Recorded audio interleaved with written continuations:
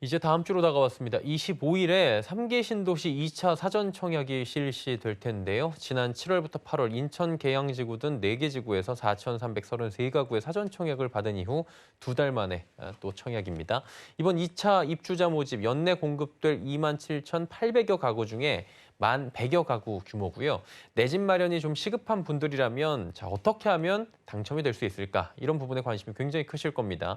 함영진 직방 빅데이터 랩장 연결돼 있다고 하는데요. 바로 하나하나 좀 여쭤보면서 궁금증 해결해 보도록 하겠습니다. 랩장님, 일단은 가장 중요한 게 사전 창역에서 어떤 점을 챙겨봐야 할지 부분인데 어떤 부분을 조금 더 저희가 챙겨볼까요? 입주자 모집 공고가 10월 15일 발표가 됐는데요. 청약 대기자라면 10월부터 매월 한 차례씩 사전 청약이 이루어질 예정이기 때문에 4분기 청약 물량을 잘 살펴보실 필요가 있겠습니다. 4분기는 이번 2차 사전 청약을 포함해서 총 3차례 공급될 예정인데요. 입지와 공급 물량, 지역 구성 공급 비율 등을 꼼꼼히 챙길 필요가 있습니다. 10월에 2차 사전 청약은 총 11개 지구 약 1,100여 가구가 공급되는데요.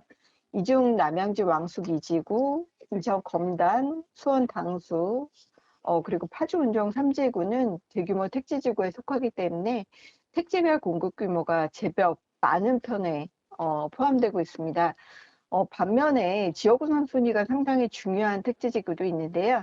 당해 지역 100% 우선 공급하는 성남 신촌, 낙생, 복정 2지구는 성남 2년 이상 거주자에게 청약 우선권이 주어지면서 성남 지역 거주자에게 높은 선호가 예상되고 있습니다. 성남 낙생이라든지 그리고 복정 2지구, 군포 대암 2지구, 의왕 월암 지구, 수원 당수 지구, 부천 원종 지구는 신혼 희망타운으로 분양됐기도 하기 때문에 면적이 좀 작은 면적이 공급될 예정입니다.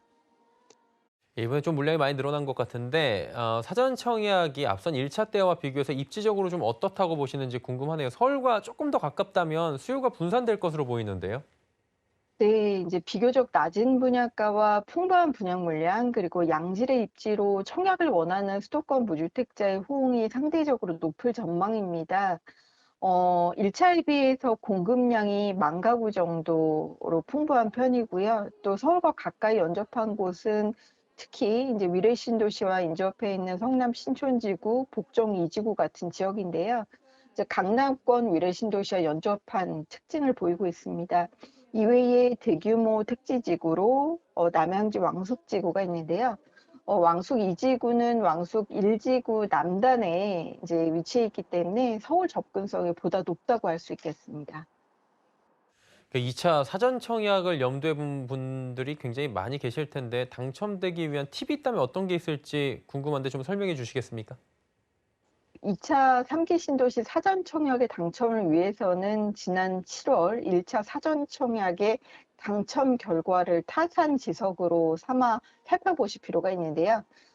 당시 일반 공급 당첨선이 평균 1,945만 원 정도의 청약통장 불이백을 갖추신 분들이었습니다.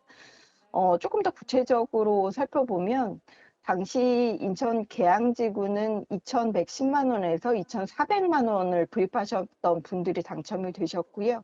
남양주 진접 2지구는 820만 원에서 1,990만 원, 성남 복정 1지구는 1,890만 원에서 2,169만 원 정도를 불입하셨던 분들이 당첨이 되셨는데요.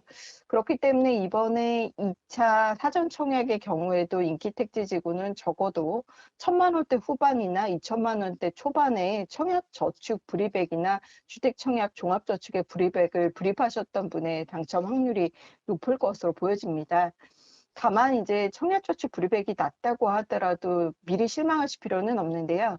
이제 앞으로 11월이나 12월에도 추가적으로 공급될 예정이기도 하고 이번에 공급되는 2차 사전 청약에서 66만 제곱미터 같은 신도시급 택지 규모 외에도 이제 소규모 택지도 공급이 되지만 주로 이제 택지의 규모가 큰 신도시급 대규모 택지의 공급 총량이 많기 때문에 아무래도 사전 청약자가 많이 몰리는 경향이 있거든요. 그렇기 때문에 조금 작은 택지, 그러니까 10만 평 이하의 작은 택지는 대부분 이제 지역 내 100% 거주자에게 우선 청약 공급의 순위를 주기 때문에 대량의 택지보다는 청약 착축 불이백이 낮다면 지역 우선순위를 노려서 중소택지를 공략하시는 것도 하나의 당첨 확률을 높이는 방법이라고 할 수 있겠습니다. 그리고 뭐 4인 가구 정도 되면 전용 84제곱미터 물량에 관심이 더 크게 갈 수밖에 없을 텐데요. 이번 2차 사전 청약의 공급 물량도 더 늘어난다고 들었습니다. 이 해당 평형의 예비 청약자들이 아무래도 많이 몰리겠죠? 네, 이번 2차 사전 청약은 소유자 선호가 높은 전용 면적 84제곱미터 이하의 물량을 60에서 85제곱미터 면적 비중의 약 67% 수준까지 높여서 공급한다고 합니다. 아무래도 1차보다 전용 84제곱미터 공급이 많기 때문에 좀 다인 가구라고 할 수 있죠. 4인 이상의 가족의 청약의 선호가 상당히 높을 전망인데요. 다만 이제 전용 면적 84제곱미터보다 작은 평면을 청약하시는 것도 좀 치열한 청약 경쟁을 피할 수 있는 방법이 될 수 있다고 보여집니다. 왜냐하면 전용 면적 84제곱미터는 아무래도 청약 경쟁률이 높은 편이기 때문인데요. 그렇기 때문에 가구원 수가 많지 않다면 전용 면적 51에서 74제곱미터 같은 중소형 면적을 노리시는 것도 당첨의 확률을 높일 수 있는 방법이라고 보여지고요. 소득과 입지, 공급량의 차이는 있지만 신혼희망 타운이 공공분양보다는 청약 경쟁률이 좀 덜 치열하기 때문에 신혼부부 자격이 되신다면 생애 최초 특별 공급, 신혼부부 특별 공급, 또는 신혼희망 타운 이런 청약 물량 중에서 본인에게 가장 적합한 청약 유형을 고르시는 것이 중요한 포인트라고 보여집니다. 이번 1차 사전 청약의 총 청약자가 아무래도 특별 공급 신청에 한 4만 명, 그리고 일반 공급에 약 9만 명 정도의 청약자가 몰렸거든요. 그렇기 때문에 이번에 2차 사전 청약도 특별 공급의 청약 경쟁률이 일반 공급보다는 낮을 것으로 생각이 듭니다. 특히 사전 청약 물량이 전체 공급량의 85%를 특별 공급 대상자에게 배정하고 있는 만큼 특별 공급 자격 되시는 분들은 적극 활용할 필요가 있는데요. 특별 공급은 뭐 신혼부부 또는 생애 최초, 노부모 부양, 다자녀 특공 이런 경우를 말한다고 할 수 있겠습니다. 예, 오늘 말씀 여기까지 듣도록 하겠습니다. 함영진 직방 빅데이터 랩장과 함께했습니다.